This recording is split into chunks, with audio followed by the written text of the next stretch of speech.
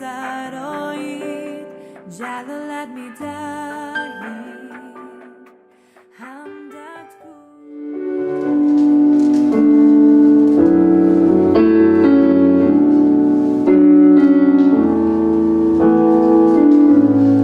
안개가 날 가리워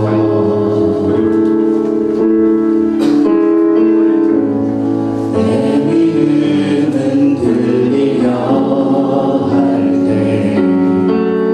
나 주님께 나아가네. 주님은 산 같아서 주님은 산 같아서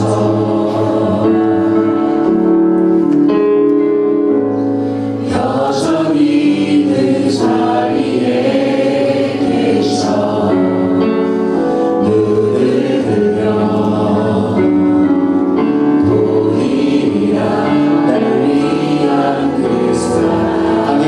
날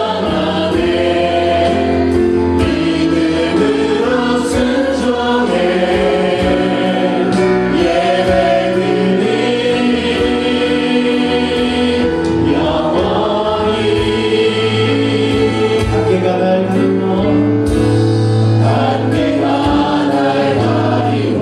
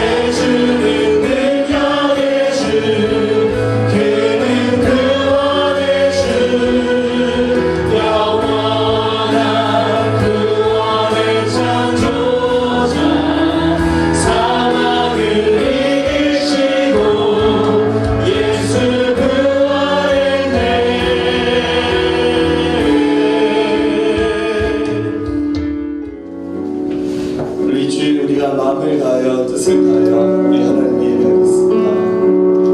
우리 피난자 되신 예수님 고백하며 예배하겠습니다.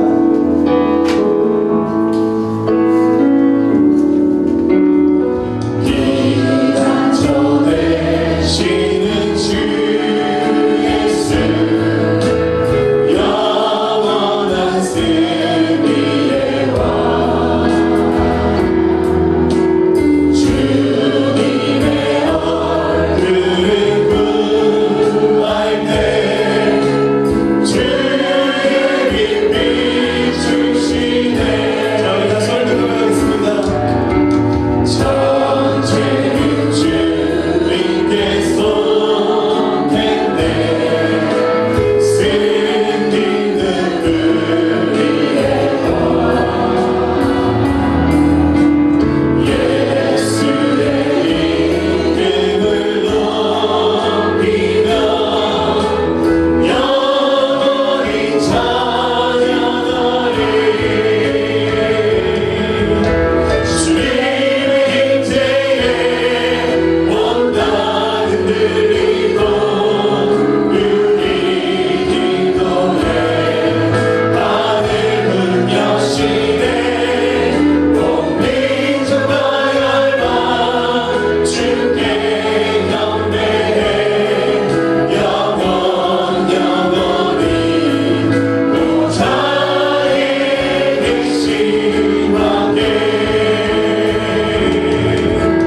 전쟁은 주님께 쏟겠네. 승리는 우리가 승리는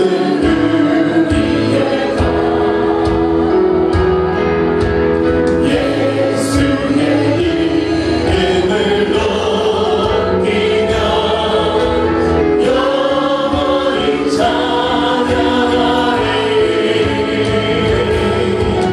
주님의 임재에 온 땅 흔들리고 우리 기도에 하늘은 여시네.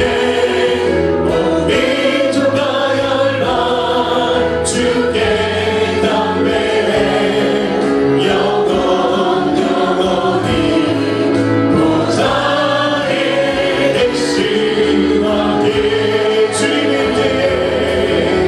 주님의 임재에 온 땅 흔들리고 우리 기도에 하늘은 여시네. 온 민족과 열방 주께 경배해 영원히 보좌에 계신 왕께. 보좌에 계신 왕께. 하나님 어린 양께 하나님 어린 양께 하나님 어린 양께 하나님 함께 기도하겠습니다. 하나님 살아계셔도 온 우주 만물 우리 한 사람의 인생에 복과 우리의 사회의 모든 것을 주관하신 분이 우리 하나님임을 고백합니다. 주님과 동행하지 못했던 삶들 믿음으로 생각하고 말하고 기도하지 못했던 우리 허물들 하나님 고백하며 다시 한번 예수의 피로 우리를 새롭게 해주십시오.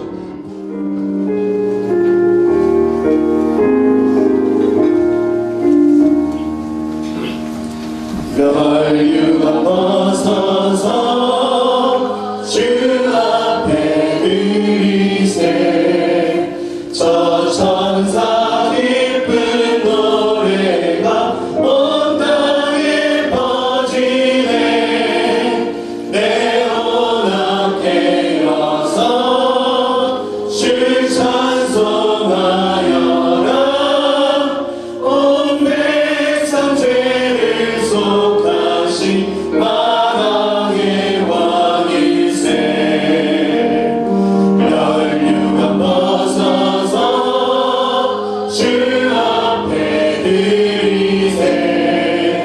그 손과 몸의 상처가 영광 중 빛나네.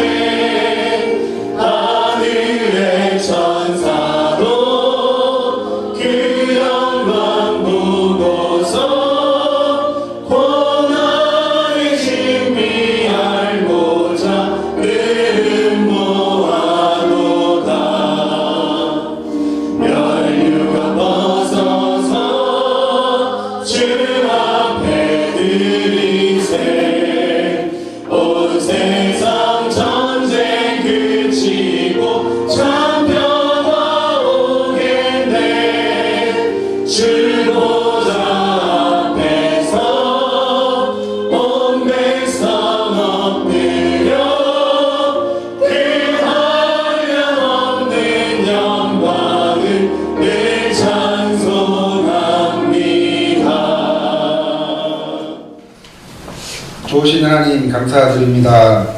세상의 많은 사람들 중에서 우리를 택하여 주시고 주님의 품 안에 있게 하심을 감사드립니다. 부족하고 나약한 우리들이지만 주님의 사랑으로 세상 가운데 넘어지지 않고 승리하며 살아가게 하심도 감사드립니다. 주님의 힘으로 승리하는 삶을 살아가게 하여 주시옵소서. 힘들고 어려울 때 주님을 의지하고 말씀을 의지하여 주님과 동행하게 하여 주시옵소서. 이 시간 주님께 예배합니다. 지치고 상한 우리들을 말씀으로 은혜로 채워주셔서 회복되는 시간 되게 하여 주시옵소서. 우리 교회를 사랑하시는 주님, 여기까지 인도하여 주신 은혜 감사드립니다. 앞으로 있을 주님의 인도하심을 기대하며 기도로 준비하며 사모하며 기다리게 하여 주시옵소서. 물질의 부족함도 있습니다. 영혼의 부족함도 있습니다. 주님께서 모두 넉넉히 채워주시옵소서. 특별히 내일부터 특별 새벽 예배가 있습니다. 모두가 동참하여 하늘문을 여는 시간이 되게 하셔서 은혜가 넘치고 축복이 넘치는 시간이 되게 하여 주시옵소서. 또한 3차 수련회가 한 주간 뒤에 있습니다. 기도로 말씀으로 준비하게 하셔서 사모하는 마음으로 기다리게 하여 주시옵소서.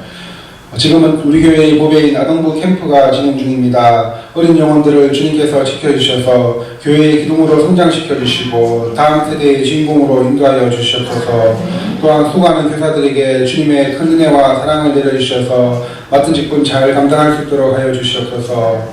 할렐루야. 네, 오늘도 은혜 주신 주님을 찬양합니다. 계속 기도라는 주제의 말씀을 여러분과 함께 나누고 있습니다. 오늘 네 번째로 아브라함이 받은 축복 기도, 이런 제목으로 함께 은혜 나누도록 하겠습니다. 나 자신만큼 타인을 위한 기도도 굉장히 중요합니다. 여러분도 다른 사람을 향해서 하는 기도를 중보기도다, 이런 말을 많이 쓰죠. 이렇게 우리가 중보기도를 하면서 설마 다른 사람을 저주하는 기도를 할 수는 없겠죠. 사람 간의 선악 간의 심판과 공의를 세워나가신 분은 하나님이시기 때문에 설사 원수 같은 사람이 있다 할지라도 하나님 저 사람 손 봐주세요 이렇게 기도하는 것은 결코 바른 양심은 아니라고 생각합니다. 왜냐하면 우리가 하나님을 대신할 수는 없기 때문입니다. 우리는 원수라 할지라도 사랑하면서 기도해야 되는데 타인을 향해서 중보할 때 특별히 우리는 축복하면서 기도를 해야 됩니다. 우리가 올려드린 이 축복 기도가 합당하다면 그에게 이루어질 것이고 또 합당하지 않다면 우리가 한 그 축복의 중보 기도는 자기 자신에게로 돌아올 것입니다. 예전에 노교인 선교사님에게 들었던 이야기가 생각납니다. 제가 싱글이었을 때 뉴질랜드에서 한 1년 정도 있으면서 그 선교사님의 한인교회에서 같이 사역을 했던 적이 있습니다.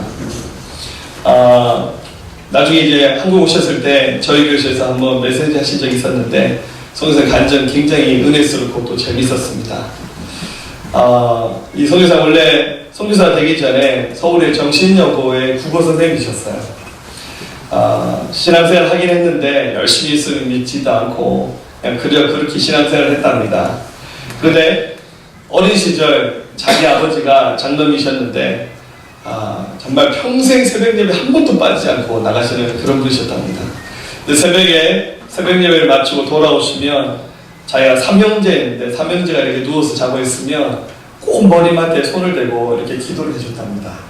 근데 이제 밖에서 나오면 손이 차잖아요. 아버지가 기도할 때쯤 되면 아들들이 일어나는 시간이에요. 자기가 큰아들이었는데 자기한테 이렇게 기도했답니다. 하나님, 이 아들이 하나님의 종이 되게 해주십시오. 자기는 그런 생각 전혀 없는데 자기 아버지는 자기 보고 맨날 하나님의 종이 된다 기도를 하더랍니다.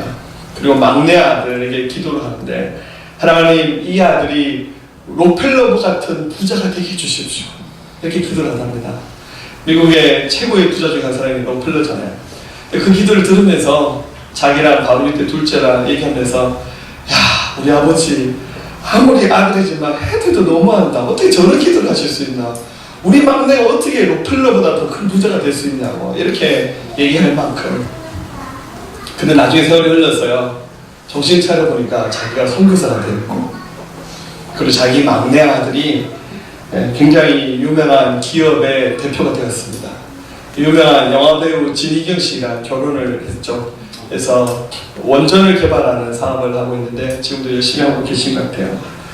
어마어마한 겁으로 하나님께서 그의 삶을 바꿔주셨습니다. 어느 날 문득 아버지가 했던 그 축복 기도를 떠올리니까 야, 우리 아버지 기도가 다 이루어졌구나 라는 선교사님의 감정이 생각납니다.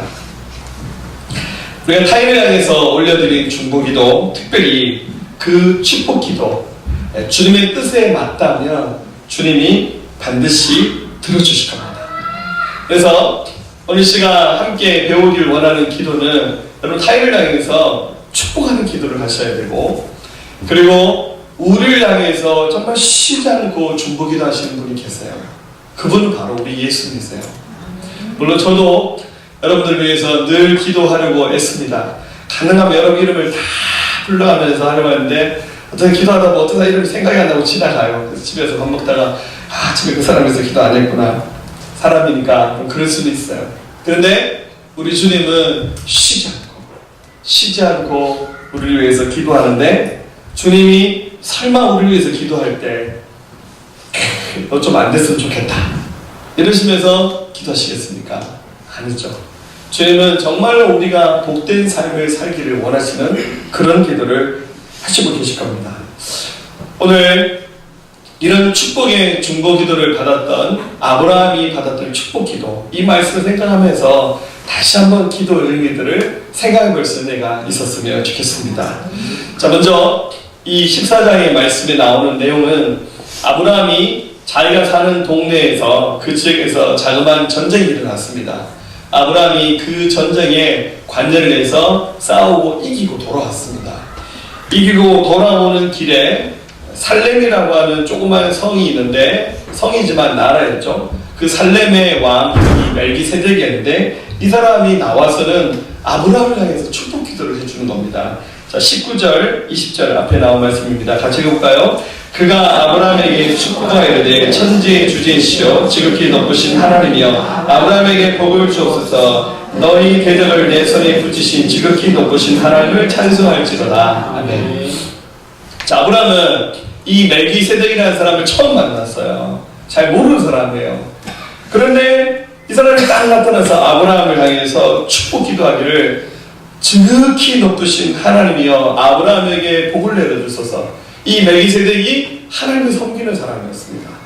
그래서 아브라함은 영문도 모르고 이 사람에게 축복 기도를 받았어요. 그런데 영적으로 뭔가 통하는 것이 있잖아요. 딱 보니까 이 사람 하나님을 섬긴 사람이고 왕이면서 제사장이었습니다. 자, 이 멜기세덱이라는 사람은 굉장히 미스테리한 사람이에요. 이 사람이 그 다스리는 나라 이름이 살렘입니다. 살렘. 근데 이 살렘이란 말 히브리 말로 샬롬입니다. 샬롬. 평안한 뜻인데요.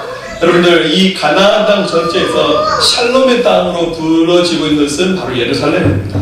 그래서 이 살렘이라는 것은 바로 예루살렘을 말하는 겁니다. 그러면 이게 나라가 그때 당시 아직까지 이렇게 나라다라고 하는 왕정 시대가 아직 시작되지 않았어요. 그래서 어느 성 자체가 나라로 불렸습니다. 그 성을 지키는, 성에서 제일 힘이 센 성주를 그냥 왕이라 부르는 거죠. 이 멜기세덱이라는 사람은 예루살렘의 그 고대 도시 살렘에서 그 지역을 다스리는 왕으로 있었던 사람입니다. 근데 너무 신비한 것은 이 사람은 혈통이 없는 사람이에요. 족보가 없는 사람입니다. 아버지가 누군지 할아버지 누군지 성경에 전혀 근거가 나오지 않는 사람이에요. 그런데 이 사람에 대해서 히브리서 7장에 히브리서 기자가 어떻게 하는지 이렇게 쓰고 있습니다. 이 멜기세덱은 살렘 왕이요 지극히 높으신 하나님의 제사장이라. 여러 왕을 쳐서 죽이고 돌아온 아브라함을 만나 복을 빈 자라. 아브라함이 모든 것의 10분의 1을 그에게 나누어 주리라. 그의 이름을 해석하면 먼저는 의 왕이요 그 다음은 살렘 왕이니 곧 평강의 왕이요 아버지도 없고 어머니도 없고 족보도 없고 시작한 날도 없고 생명의 끝도 없어 하나님의 아들과 닮아서 항상 제사장으로 있느니라. 이 멜기세덱이라는 사람의 뜻이 나의 왕은 의로우시다 이런 뜻인데, 이 사람이 어떤 혈통에 대해서 태어난 사람이 전혀 추적이 불가능한 사람이에요. 그런데 신비한 것은 왕이면서 제사장이고 이 사람은 하나님을 섬기는 사람이었습니다. 아마 아브라함이 이 가나안 땅으로 이주해 와서 자기 가족 외에 하나님을 섬기는 사람을 처음 만난 사람이 이 살렘왕 멜기세덱이었던 것 같아요. 근데 이 사람이 자기장에서 하나님의 이름으로 자기에게 축복을 주는 겁니다. 그래서 아브라함은 굉장히 놀랐습니다. 이 사람이 누군데 나에게 이렇게 축복 기도를 해주는 걸까 하면서 일단 그 기도를 감사히 받았습니다. 그러고 난 다음에 아브라함의 삶에 이 멜기세덱이 했던 기도가 이루어진 것을 그의 눈으로, 그의 삶으로 확인할 수가 있었습니다. 자, 하나님이 왜 아브라함에게 이런 멜기세덱으로부터 축복 기도를 받게 하셨을까? 그리고 아브라함의 삶에 굉장한 하나님의 은혜가 있었습니다. 여러분, 세상에 수많은 사람이 있습니다. 수많은 사람이 있는데 도무지 모든 사람들이 다 같은 복을 받으며 살진 않아요. 여러분, 죄송하지만 우리 교회 안에서도 모든 사람들이 똑같이 예배하고 말씀을 듣고 겉모습은 똑같은데 정말 남다르게 하나님께서 기름 부으시고 은혜를 주시면서 복되게 하신 사람도 있고, 좀 죄송하지만 이렇게 신앙생활을 오래 하는 것 같지만 큰 삶의 변화가 없이 늘 그렇게 반복되는 분도 있습니다. 물론 우리 교회 공동체 안에 모든 분들이 다 이 아브라함 같은 복 있는 인생이 되기를 저는 간절히 원합니다. 하지만 실제로 정말 이 집안에 하나님께서 정말 은혜를 주시는구나, 하나님께서 저 사람에게 진짜 은혜를 주시는구나, 심지어 목사님들 세계에 들어가서도요, 영업 비밀입니다. 할렐루야. 참 하나님께서 복되게 하시는 목사님이 있어요. 정말 하나님이 저 목사님에게 굉장히 기름 부으시고 특별한 은혜를 주셔서 그분의 목회와 삶에 굉장한 영향력들이 나타나는 것을 하나님이 보게 하시더라고요. 저는 다른 거는 안 부러운데 그런 건 굉장히 부러워요. 하나님 사랑하십니다. 너무 부럽습니다. 여러분, 축복은 그냥 받는 것이 아닙니다. 축복받을 만한 모습이 그의 안에서 점점 갖춰가는 것이죠. 축복받을 만한 모습으로 신앙생활을 하는 것이 중요합니다. 주님이 복 주실 수밖에 없는 삶을 살아야죠. 그래서 지금 여러분들 전혀 출처를 알 수 없는 이 멜기세덱의 왕 아브라함과 전혀 모르는 사이고, 이 넓은 땅 가나안 땅에서 아브라함이 이주해서 살았는데 처음으로 하나님을 섬긴 삶을 만났어요. 불꽃이 튄 거예요. 하나님이 인도하지 않고는 될 수 없는 불가능한 일입니다. 근데 그가 아브라함을 보자마자 아브라함에게 축복 기도를 주는 거예요. 도대체 무슨 특별한 일이 아브라함에게 있었기 때문에 아브라함이 이런 기도를 받으며 이런 은혜를 누렸을까요? 자, 그것을 알려면 바로 14장 앞부분에 나오는 사건을 우리 함께 살펴봐야 될 겁니다. 자, 아브라함이 이런 축복을 받을 수밖에 없는 이유들이 몇 가지가 있습니다. 이 14장에 나온 말씀 한번 정리해보면요. 첫 번째는 아브라함이 그 가나안 땅에 살면서 하나님 편에 서는 삶이 뭔지를 생각했습니다. 자, 아브라함이 지금 하나님 말씀대로 순종해서 이 가나안 땅 이주해서 정착을 시작했습니다. 근데 그렇게 쉽지 않았죠. 우리 지난주 말씀 보셨잖아요. 기근에 대해서 이집트로 양식 구하러 갔다가 자기 마누라 뺏겨서 죽을 뻔했잖아요. 겨우겨우 돌아와서 이제 정신 차리고 하나님만 의지하고 살아야지 하고 마음을 굳게 먹었습니다. 그런데 자기가 살고 있는 이 지역에 전쟁이 일어났습니다. 자, 어떤 전쟁이냐면 14장 1절과 2절입니다. 한번 읽어보겠습니다. 시작. 당시에 시날와 아브라멜과 엘라살과 아디옥과 엘람왕 그돌라오멜과 고임왕 기달이 소돔왕 베라와 고모라왕 비르사와 아드마왕 시납과 스보임왕 세메벨과 벨라 곧 소알왕과 싸웁니다. 자, 우리나라 왕 이름도 어려운데 이 동네 왕 이름 굉장히 어렵죠. 자, 이 가나안에 살고 있는 이게 작은 성입니다. 성이 나라였는데 그냥 성주라 부르지 않고 왕이라 불렀던 거예요. 근데 이 가나안에 있는 이 왕들이 두 패로 나눠져서 전쟁을 벌인 겁니다. 동맹을 맺었습니다. 두 그룹으로 나눠졌는데요. 이걸 제가 가나안 대전, 성명이 안 나온 겁니다. 세계 대전이 아니고 가나안 대전. 우리나라 강원도밖에 안 되는 이 조그만 땅덩이에서 큰 전쟁이 일어났던 두 패로 나눠졌는데, 첫 번째 동맹국 그룹은 이거죠. 시날과 엘라살 그리고 엘람과 고임, 요 네 나라가 서로 동맹을 해서 한 편이 되고, 그 다음에 두 번째 동맹국 B그룹은 소돔, 그 다음에 고모라, 아드마, 소보임, 벨라, 하나 둘 셋 다섯 나라죠. 네, 이 이 두 패로 나눠져서 전쟁을 벌인 겁니다.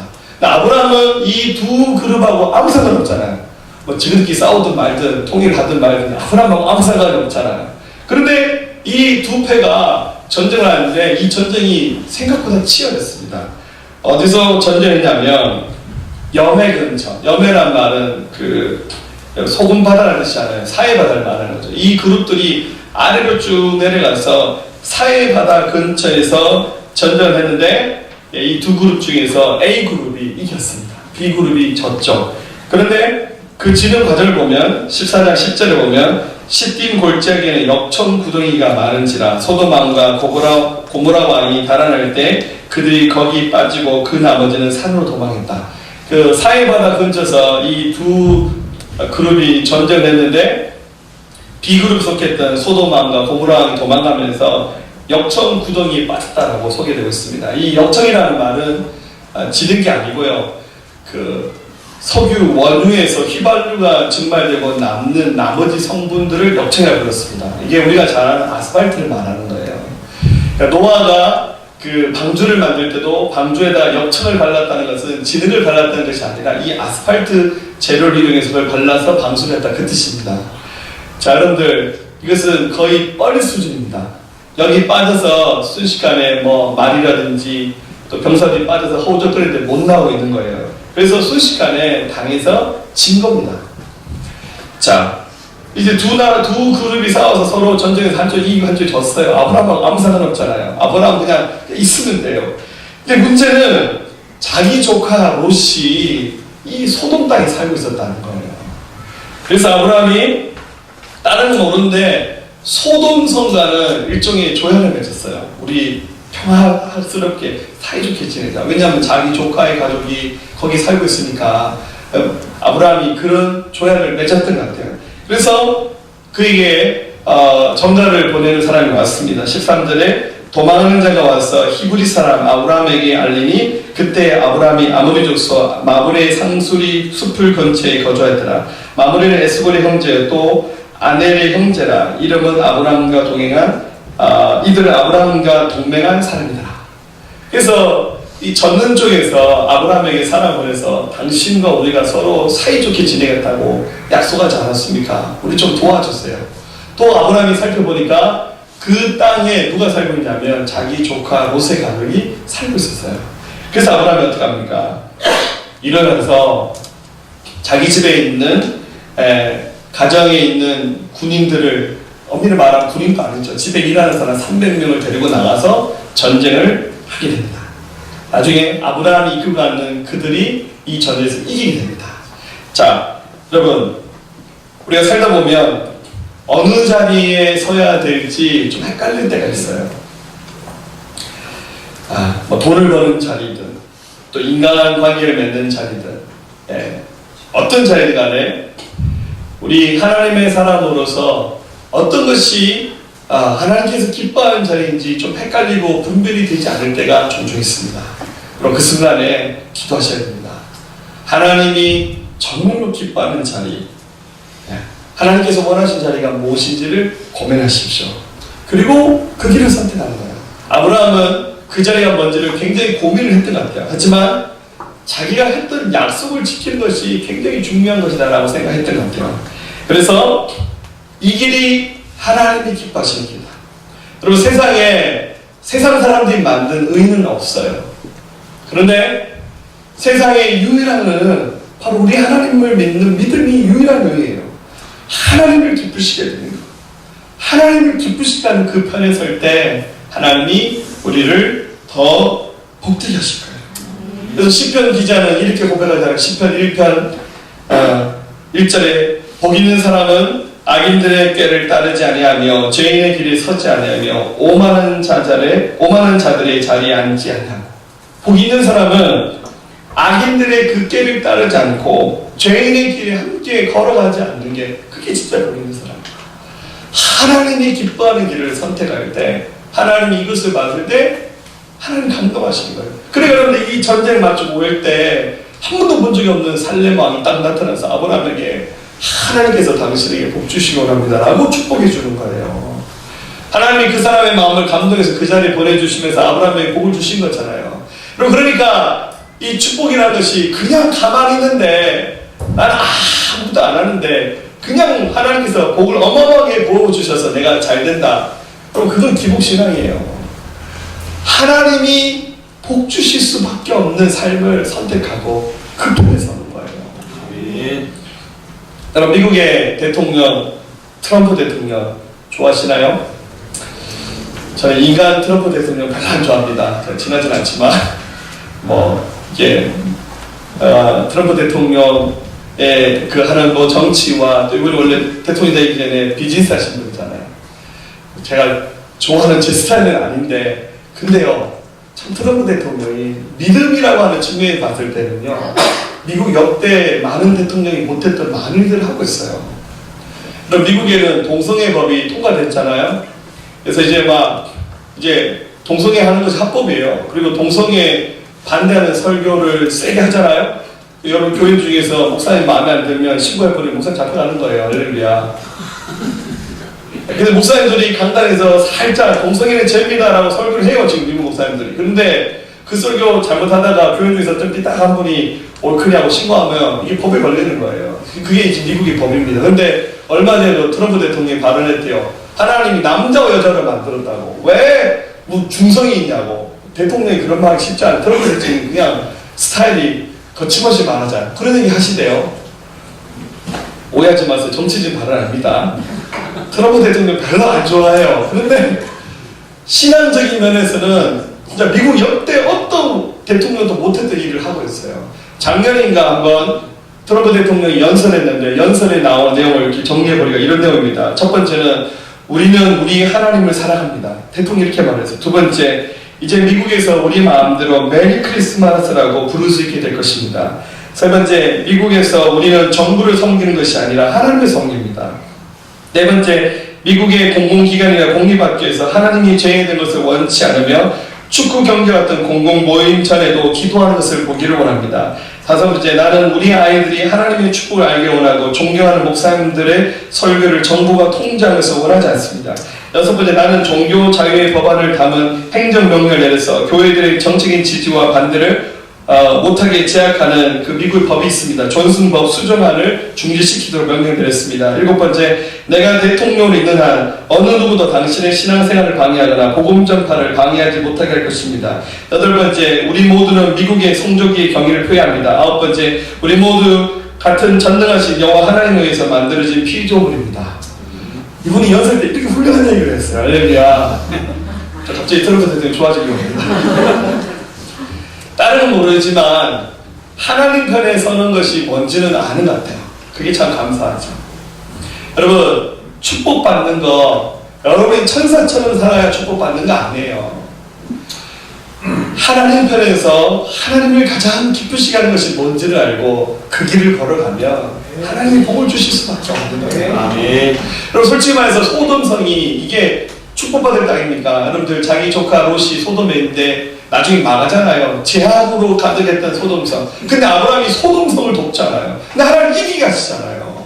왜냐하면 그래도 그 순간의 정의는 하나님이 이쪽 사람들을 이기게 하셔서 그들의 손을 들어주는 것이 하나님의 정의였기 때문에 아브라함이 영광으로 그걸 알았어요. 이게 하나님 기뻐하시는 길이구나. 하나님을 기쁘시게 하는 길을 가며 아브라함한테 이런 복을 받기를 주의 이름으로 축복합니다. 두 번째, 아브라함은 한 영혼을 귀하게 여기는 마음을 가졌습니다. 여러분, 지금 이 두 나라가, 두 쪽이 동맹을 이뤄서 서로 전쟁을 붙었는데 어쨌거나 이쪽이 이겼어요.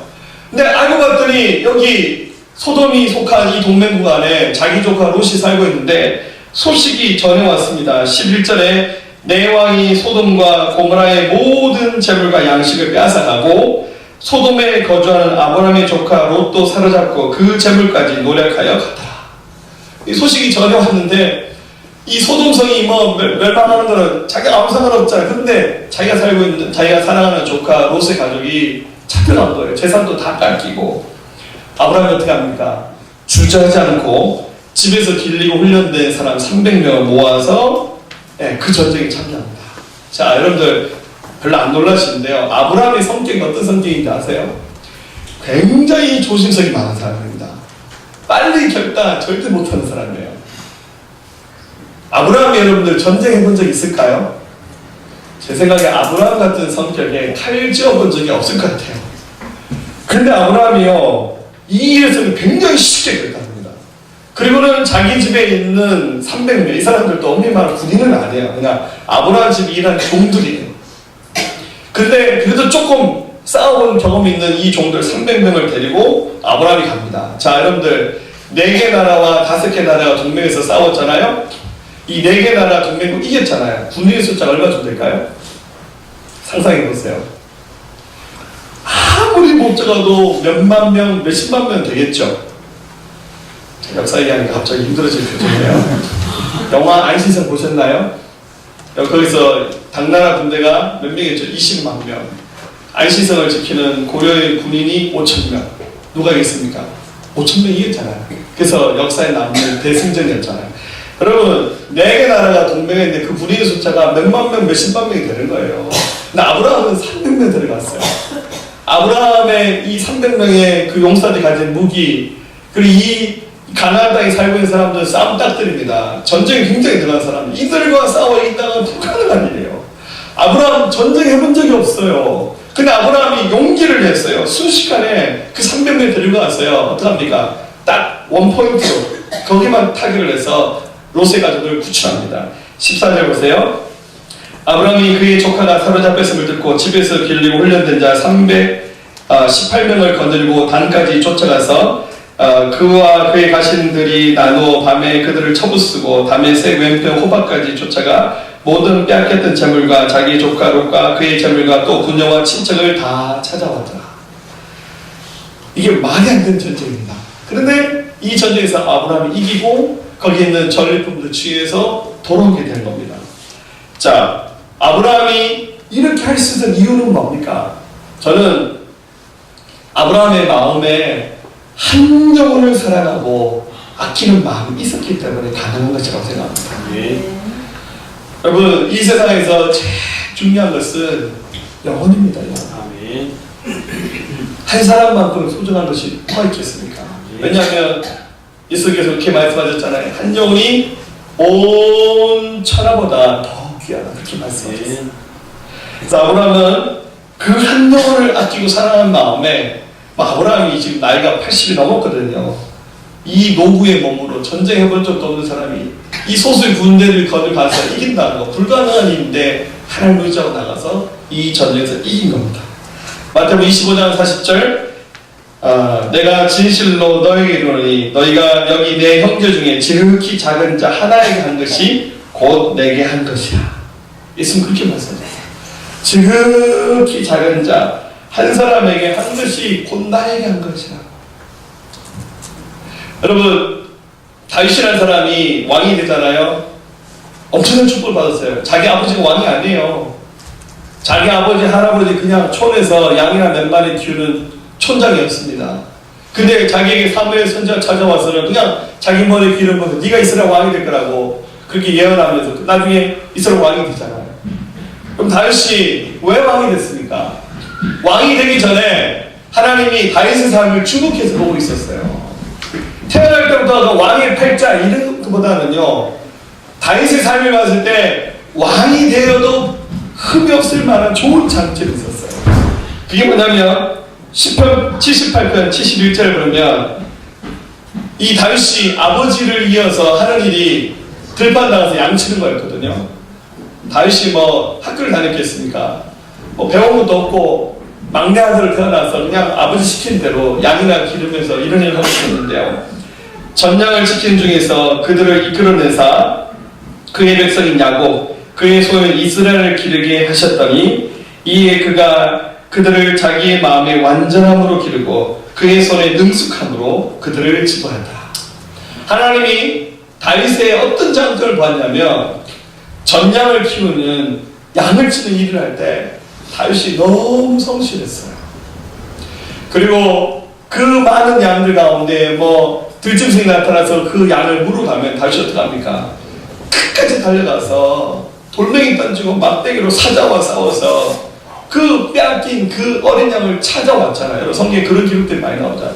하나님이 그 장면을 보시면서 야, 이 친구 진짜 성실하구나. 정말로 양을 사랑하는구나. 내가 이스라엘이라고 하는 이 큰 양떼를 이 다윗에게 맡겨도 참 잘 감당하겠구나. 주님은 그 좋은 장점을 보신 겁니다. 여러분, 아브라함의 마음에는 한 영혼에 대한 사모함, 또 갈망한 마음, 그게 있었어요. 그러니까 하나님이 아브라함에게 그 모든 것을 다 주님께서 아시고 아브라함에게 이등복을 주시고, 그래서 나중에 아브라함이 어떻게 됩니까? 이스라엘 민족의 조상이 되잖아요. 아브라함을 통해서 즉 이스라엘 민족을 하나님이 만드셨잖아요. 하나님이 그와 같은 복을 아브라함에 주신 겁니다. 세 번째입니다. 아브라함은 이 전쟁 승리하고 돌아올 때 하나님의 주권을 인정하는 그런 행동을 합니다. 여러분, 지금 멜기세덱 제사장 왕이 나타나서 아브라함에게 축복 기도를 하잖아요. 네. 그랬더니 아브라함이 어떻게 합니까? 자, 20절 말씀 읽어볼게요. 시작. 너희 대적을 내 손에 붙이신 지극히 높으신 하나님을 찬송할지로다 하며 아브라함이 그 얻은 것에서 10분의 1을 멜기세덱에게 주었더라. 아멘. 10분의 1이니까 우리가 쓰는 11조입니다. 11조를 아브라함이 멜기세덱에게 드립니다. 자, 여러분, 성경에 나오는 최초의 11조가 바로 이 장면입니다. 여러분, 11조라고 하는 법이 없었어요. 여러분, 11조라는 법은 나중에 율법을 받을 때 생겨나는 법입니다. 11조를 해본 사람이 아무도 없어요. 하나님이 하라고 말씀도 하지 않으셨어요.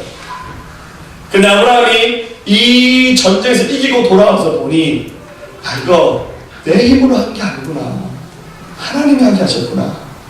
그래서 자기를 환대하면서 축복하는 멜기세덱을 보는 순간 그가 하나님의 제사장인 줄 알았죠. 그래서 그가 얻었던 그 전리품 중에서 10개 중에 하나를 떼서 멜기세덱이 드리면서 이것은 하나님이 하셨습니다 라고 신앙고백을 했습니다. 이것은 하나님의 주권을 인정하는 것입니다. 네. 여러분, 우리가 지금도 11조를 믿음으로 드리잖아요. 소득의 11조는 내 것이 아니라 하나님의 것이기 때문에 내가 돌려드리는 겁니다. 여러분, 그래서 사실은 하나님이 10개 중에 하나는 내 것이니까 하나님 것을 돌려드리는 게 그게 11조잖아요. 여러분, 엄밀히 말하면 10의 1조만 하나님 것이 아니라 우리가 가진 모든 것이 다 하나님 거예요. 가실 때는 하나도 가지지 못합니다. 그런데 하나님 이 땅을 사는 동안에는 10개 중 하나만 하나님 거라고 말씀하시고 나머지 9개는 우리 것으로 인정해 주셨어요. 그런데 이런 11조의 법이 아직 만들어지지 않았어요. 근데 아브라함은 멜기세덱을 보는 순간 그걸 알았어요. 영감이겠죠. 아, 주님이 하셨구나. 그래서 자기가 얻은 그것을 가지고 하나님께 감사의 예물처럼 드리면서 소득의 11조를 드렸습니다. 하나님이 얼마나 기뻐하셨을까요? 이런 법이 아직 만들어지지 않아서 여러분들 안 놀라셔도 돼요. 법이 없던 시절에 아브라함 스스로 이 영적인 축복의 원리가 뭔지를 알면서 이 법을 만든 거예요. 말라기 3장 10절 만군의 여호와가 이르노라 너희의 온전한 11조를 창고에 들여 나의 집에 양식이 있게 하고 그것으로 나를 시험하여 내가 하늘문을 열고 너에게 복을 쌓을 곳이 없도록 붙지 아니하나. 하나님이 원래 하나님 건데 하나만 하나님 거라고 하시면서 그 하나님 거를 하나님께 돌려드리기만 해도 내가 하늘문을 열고 너에게 복을 주나 안 주나 한번 확인해보라. 나를 테스트해봐도 된다고 하나님 심지어 이렇게까지 말씀하셨습니다. 주님의 주권을 인정하는 것, 이런 믿음의 태도를 가졌으니 하나님이 아브라함에게 복을 주실 수밖에 없었어요. 마지막 네 번째입니다. 아브라함은 굉장히 정의로운 사람이었습니다. 그 살레마 멜기세덱도 환대했지만 그 옆에 소돔왕이 같이 따라다닙니다. 이 사람도 너무 고맙잖아요. 소돔왕이 이렇게 말합니다. 21절에 소돔왕이 아브라함에게 이르되 사람은 내게 보내고 물품은 내가 가져라. 지금 이제 아브라함 때문에 구실당해온 자기 백성들 사람들은 다 나한테 돌려보내고 저들이 뺏어갔던 거 지금 다시 찾아왔잖아요. 그건 다 네가 가지라고. 일단 고맙고 미안하니까 이 소돔왕이 이렇게 말합니다. 근데 아브라함이 어떡합니까? NO! 사양합니다. 이것은 다 당신 겁니다. 그리고 이걸 안 받아도 나는 이미 부유한 사람입니다. 하고는 아브라함이 거기서 욕심을 내지 않습니다. 22절 아브라함이 소돔왕에게 이르되 천지 주지시오 높으신 하나님 여호와께 내가 손을 들어 맹세하노니 네 말이 내가 아브라함으로 치부하게 하였다 할까요? 내게 속한 것은 실오락이나 들매끈 한 가닥도 내가 가지지 아니하다. 아브라함이 당신도 나라가 깨지고 뭐 어려운데 이거 내가 다 가져가면 안 된다고. 당신 다 가져가라고 돌려줍니다. 네. 그러니까 소돔왕이 얼마나 놀랐겠습니까? 이 사람 굉장히 큰 사람이구나. 이 소돔왕이 하나님을 안 믿는 사람이지만 하나님을 섬기는 아브라함의 그 태도를 봤을 때 아마 큰 감동을 받았습니다. 우리 캠프를 하고 있잖아요. 어제 낮에 좀 캠프 때문에 굉장히 바빴는데 낮에 또 손님도 굉장히 많이 오시더라고요. 어제 낮에 어떤 손님 한 분 찾아오셨어요. 노숙자분 오셨습니다. 오셨는데 이게 한쪽 손이 이렇게 마비가 되셨고 다리를 저시더라고요. 그러면서 목사님 뭐 서울서 왔는데 뭐 하여튼 일도 없고 자기가 위암이 나는 거예요. 그래서 너무 힘든데 뭐 좀 사 먹을 수 있도록 5만 원만 주세요 이렇게 얘기하는 거예요. 노숙자분에서 이렇게 금액을 퍽 집어서 얘기하니까 순간적으로 기분이 확 나쁜 거예요. 무슨 5만 원이 적은 돈은 아니잖아요. 그래서 그러다가 또 주머니를 열어봤는데 정말 제가 속마음에 5천을 딱 주고 싶었어요. 근데 제 주머니에 5천짜리가 없었어요. 그래서 책상에 있는 진짜 5천짜리 있냐니까 아무도 없대. 그래서 제가 만 원짜리 꺼내서 드리면서 가져가세요. 근데 다 그 자리에 해야 되는 거예요. 하지만 한 잔 더 주세요. 헐. 그래서 없어요. 가세요. 제가 웬만하면 노숙자분들 제가 환대해서 그냥 보내드리고 축복을 보냈는데 이분은 왠지 좀 느낌이 별로 안 좋았어. 뒤돌아서 가시는데 갑자기 걸어가시는 거예요. 제가 쳐다보니까 갑자기 또 다리를 또 저러. 굉장히 기분이 묘하죠. 사무실에 들어갔다가 왠지 좀 더 계시면서 제가 나와서 봤어요. 현관에 봤더니 저기 올라가시는데요. 세상에 다리도 정상이고 다리도 정상으로 걸어가는 거예요. 제가 참 저 사람은 평생 거지로 살겠다 그 생각이 들었어요. 뭐 도와달라는 사람 얼마든지 도와줄 수 있죠. 근데 여러분 저렇게 거짓말나 뭐 남 속이면서 빌어먹으면 여러분 신앙을 떠나서 어떻게 저런 사람이 복 있는 삶을 살겠습니까? 두 다리 멀쩡하고 팔다리 다 쓸 수 있으면 나가서 정말 막리를 해서라도 벌어야죠. 성실하고 부지런하고 정직하게 살아가는 사람들에게 은혜가 있는 거 아니겠습니까? 참 저 사람 참 신바라 참 못됐구나 그 생각이 들었어요. 오늘 얼마나 많은 교회에 수고하러 다닐까. 사랑하는 여러분, 축복이라는 것이 그냥 찾아오는 것이 아니잖아요. 내가 그 많은 그릇이 돼야 되지 않겠습니까? 예. 아브라함 굉장히 정의롭잖아요. 그래서 이 소돔왕이 제사를 하루 손대지 않는 단 하나 얘기를 하죠. 24절에 오직 젊은이들이 먹은 것과 나와 동행한 아넬과 에스골과 마브레의 분깃을 취할지니 그들이 그 분깃을 가질 것이다. 대신 고생한 사람들에게 먹을 거, 입었는 거, 뭐 이런 거는 다 좀 그들에게 돌려주는 거, 거기까지는 가는 거예요. 그러면서 굉장히 분명하게 선과 악을 구분하면서 공사를 잘 구분하는 이 아브라함 이런 태도를 보면서 아브라함 참 큰 사람이다 이 생각이 듭니다. 말씀 마치겠습니다. 유명한 세계적 영적 거장 가운데 유진 피터슨 목사님이 계시죠. 목회자의 목회자로 불리시는 분인데 물론 이분이 최근에 동성애를 약간 옹호하는 발언을 했다가 엄청나게 두들겨 맞았죠. 근데 이분이 이번 주간에 돌아가셨어요. 저도 개인적으로 85세의 나이로 이제 돌아가셨는데 요즘 피터슨 목사님 책들 굉장히 좋은 책들이 많죠. 제일 좋은 책은 이분이 일상의 언어로 번역한 메시지 성경. 성경을 일상의 언어로 쉽게 바꿔서 하는데 아마 굉장히 좋은 성경입니다. 저도 극동방송에서 새벽방송 진행할 때 새벽마다 제가 메시지 성경을 읽어주는 그런 코너를 하게 될 정도로 요즘 피터슨 목사님의 그 영적인 통찰력은 굉장하죠. 그분이 이번에 돌아가시면서 마지막에 임종 때 했는 멘트가 뭔지 아세요? 마지막에 했던 말, 굉장히 얼굴이 온화하게 천사 같은 모습으로 하면서 자기 가족들 앞에서 영어로 이렇게 말했답니다. 우리 다 아는 겁니다. Let's go, 가자 하시고는 주인하러 가셨대요. 영어 다 아시죠? 그래야 누구나 다 아는 말입니다. Let's go. 중국말로 좁아 가자 이렇게 했답니다. 근데 유즈 피터슨 목사님 했는 말 중에 이런 말이 있습니다. 주 예수 그리스도 없이 우리는 아무것도 아닙니다. 이것을 아는 사람이 복 있는 사람입니다. 그분에게 인생을 거는 것, 이 얼마나 멋진 일입니까? 그분이 이렇게 말했습니다. 오늘을 사는 크리스찬들은 삶을 단순화시켜야 됩니다. 흔히 성공하기 위해 많은 일을 하고 많은 책을 읽으라고 말합니다. 나는 거꾸로 이야기하고 싶습니다. 책을 지금보다 적게 읽으십시오. 더 적은 일을 하십시오. 안 읽는 분들 읽으셔야 돼요. 강조거든요. 기억하십시오. 세상은 당신을 더 이상 필요로 하지 않는다는 사실을. 세상이 필요한 것은 하나님입니다. 여러분 역시 더 많은 친구들을 원할 필요가 없습니다. 여러분에게는 하나님이 더 필요합니다. 크리스찬의 삶은 우리가 하나님을 위해 행한 많은 일들로 이루어진 것이 아닙니다. 신자의 삶은 하나님께서 우리를 위해 행하신 일들로 채워져야 됩니다. 그리고 이렇게 말했습니다. 우리는 하나님이 말씀하신 것을 들어야 합니다. 귀를 기울여 말씀을 듣는 것이 바로 영성입니다. 진정한 기독교의 영성은 하나님께서 우리를 부르시고 치료하시고 용서하신다는 것을 들음으로 시작됩니다. 다시 기도를 배우겠습니다. 네. 주님께서 여러분을 향해서 축복하고 계실 거예요. 네. 저도 여러분을 향해서 축복하고 있습니다. 우리 성도님들 다 하나님 안에서 강건하고 영혼이 잘 되고 범사가 잘 되는 축복을 위해서 매일매일 기도할 것입니다.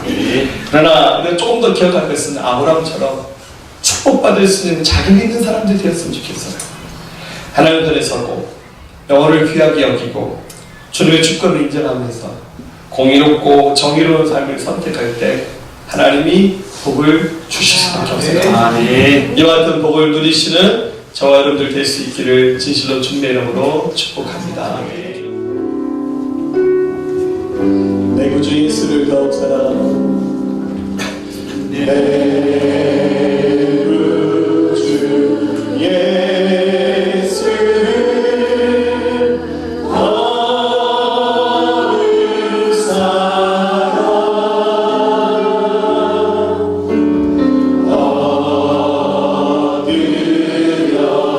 기는 말 들으소서.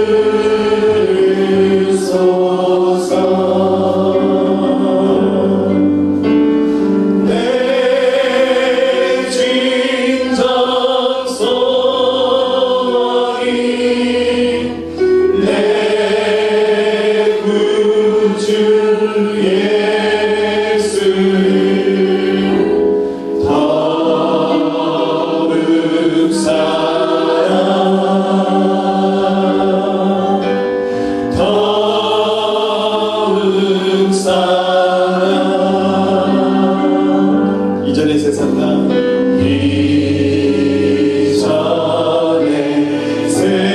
이전의 세상과 기뻐서도 지금의 기쁨은 오직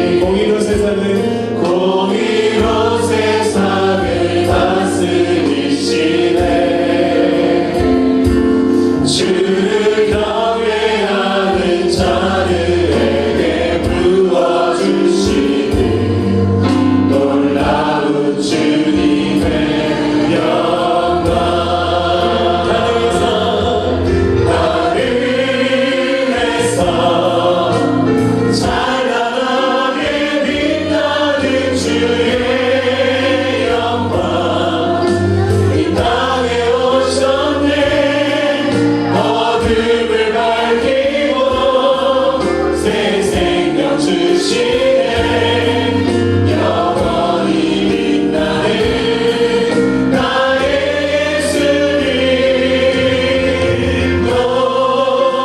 높이 영광과 찬양 받으실 그 이름 경배합니다 슬픔을 거두고 내게 자유 주시네 기쁨의 노래를 영원한 나의 빛 예수님 자, 우리 손을 들어 다시 고백하겠습니다.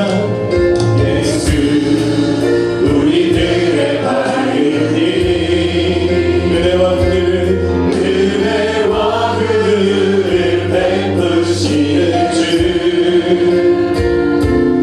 그의 길을 따라가는 주의 자녀들에게 산 밝은 빛을 비춰주시네 그는 구원의 주 하나님 공의로 세상을 다스리시네 주를 경외하는 자들에게 부어주시는 놀라운 주님의 영광 하늘에서 찬양하게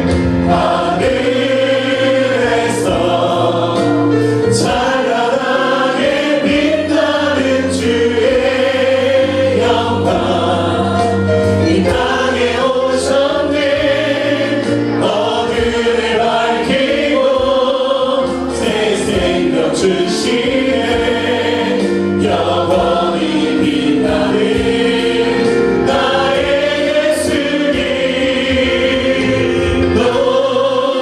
높이 영광과 찬양 받으실 그 이름 경배합니다. 경배합니다 슬픔을 거두고 내게 자유 주시네 기쁨의 노래를 영원한 나의 빛 예수님 하늘에서 찬양해 하늘에서 찬란하게 빛나는 주의 영광 이 땅에 오셨네 어둠을 밝히고 새 생명 주시네 영원히 빛나는 나의 예수님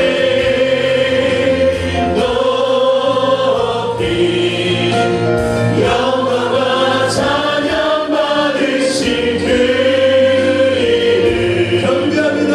경배합니다 슬픔을 거두고 내게 자유 주시네